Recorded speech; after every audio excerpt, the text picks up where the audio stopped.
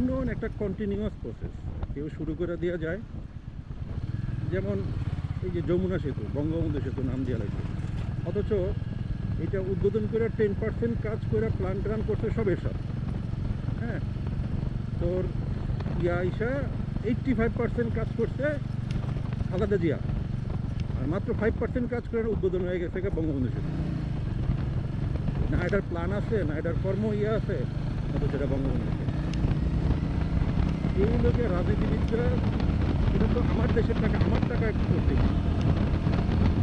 এটা উপদেষ্টা করে দিচ্ছে, এটা লোকের জনগণের টাকা দিই, জনগণের টাকার রাস্তা, এটা আমার বাপের নামে দিতে হবে।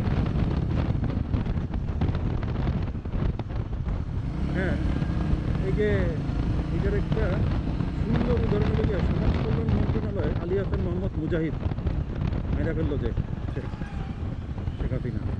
এই লোকটা যখন মন্ত্রী ছিল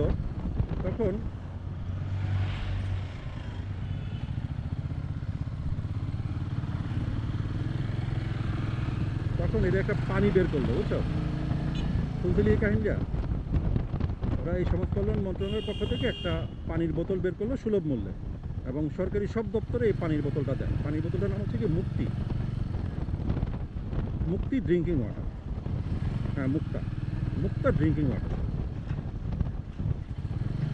না, এটার নামকরণ টিয়া যাহাতে সব ওই সমস্ত লোক মন্ত্রণালয় মুজাহিদ করে দিয়ে, তো মুজাহিদের উদ্যোগ তো করার পরে মুক্তা নাম কিনলিগে দিল। হ্যাঁ, মুক্তা নাম কিনলিগে করলো।